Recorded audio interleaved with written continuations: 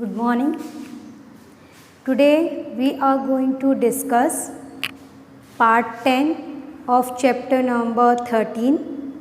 In the previous class we had discussed about the water transport, advantages of water transport and national waterways. We had discussed about 5 national waterways, number 1, 2, national waterway number 1, then 2, 3, 4, 5. In this class, we are going to discuss about some major seaport. Okay. Now, you know that India has 7,516.6 kilometer long coastal line. How much? 7,516.6 kilometer long coastal line, and this coastal area has different seaport. In India we can say that there are so many seaport. You know that in ancient time we had a good sea route, okay, for the trade, okay. So there are so many water sea route. Now see that there are this coastal line and we have 12 major seaport. How many? 12 major seaport and nearly 187 small and medium seaport. Small and medium seaport. Now see, we are going to discuss about the major seaport. So let's begin from the first. From these seaport, with the help of these seaport, okay, most of the foreign trade has been conducted. Okay, now we are going to start from here. As you know that this is our coastal line and this is below the Tropic of Cancer, and above the Tropic of Cancer there is the boundary line, land boundary. Okay, so let's start with Kandla Seaport. Kandla Seaport, okay, it is developed after the independence. Okay, it is situated in Gujarat. It is situated in the Gujarat state in the Kutch area. Okay, now you see that why it has been developed. It has been developed to reduce the burden of Mumbai seaport. As you know that Mumbai is the largest seaport, and to reduce it was very busiest seaport, Mumbai. Okay, to reduce the burden of Mumbai seaport, it has been developed, okay, after the independence. And for the help of these seaport, we can say that different agricultural material has been exported to different state. Okay, different state, we can say that which type of state, like we can say that Jammu Kashmir, Punjab, Himachal Pradesh, like this.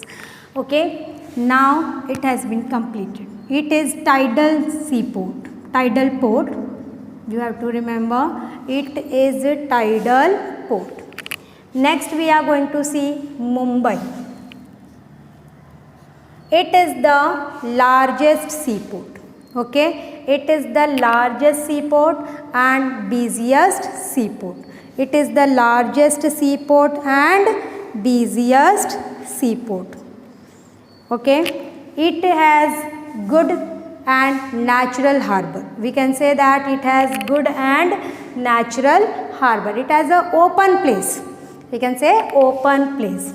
Now you see that there just near the Mumbai seaport, again one seaport has been developed, one of that is named Jawaharlal Nehru seaport.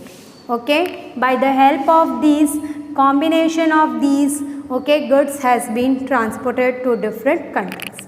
Now move on the next, that is Marmagao seaport. Marmagao. Okay, Marmagao seaport is situated in the Goa state near the Panji. Okay, and with the help of these seaport, okay, iron ore has been exported in different part of the country. Now we are going to move on New Mangalore. New Mangalore is situated in Karnataka. Okay, New Mangalore is situated in Karnataka. Okay, as you know that in the Karnataka there is the famous mine, namely Kundremukh mine, which Kundremukh mine, and the Kundremukh mine has large quantity of iron ore reserve, and okay, and from this Kundremukh mine, okay, large quantity of iron ore has been exported to different countries, okay, through New Mangalore seaport. Now we are going to see in the next, that is Kochi. Okay, let's see about Kochi. That is situated in Kerala. Okay, Kerala, Kochi, that is situated in Kerala, and it is situated on the beach of a lagoon. On the beach of a lagoon. Okay, next we are going to see Tuticorin. Tuticorin is also an important seaport. It is situated on the southeastern coast of Tamil Nadu. Okay, next move on the Chennai. Chennai is oldest seaport and it is second largest seaport. Second largest seaport. Okay, it is situated in Tamil Nadu, and from this different type of goods has been exported to Maldives, Sri Lanka, and Tuticorin also export different goods. Next is Vishakhapatnam. Okay, Vishakhapatnam is also situated in Andhra Pradesh. It is also a best natural port. It is best natural port. Okay, next we will move to Paradweep. Okay, Paradweep situated in Odisha.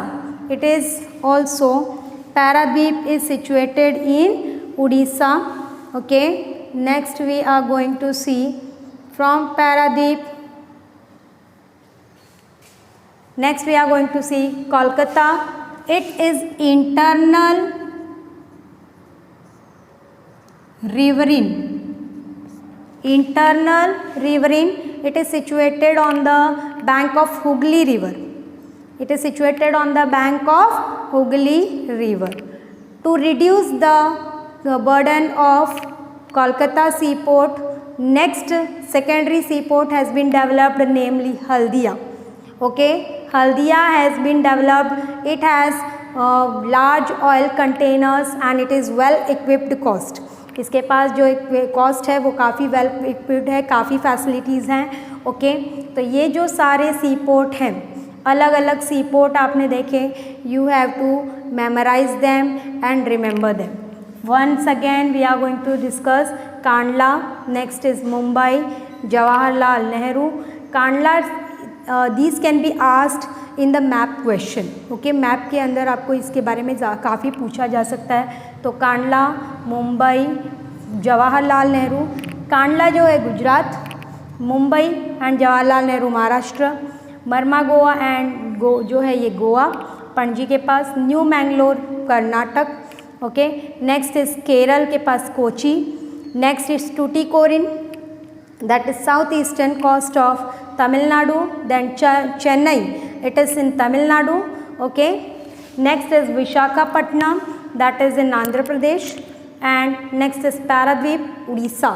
Okay, you have to remember Kolkata, West Bengal, and Haldia is also West Bengal. So you have to remember these seaport. These can be asked as the map question as well as this can be asked as the short note question.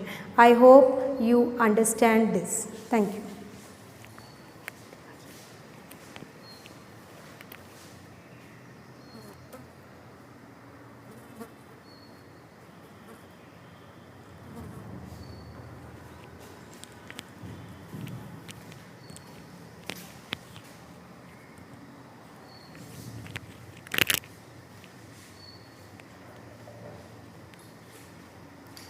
See, there may be question asked like this, that how much long coastal line is there, how many major seaport are there, and how many small and medium seaport are there. So you have to remember this. This is coastal line, okay. Bay of Bengal, Arabian Sea, you know that in the western part there is Arabian Sea, in the eastern side there is Bay of Bengal, and in the southern side there is Indian Ocean. Okay, you have to remember these seaport very carefully and learn them. Thank you.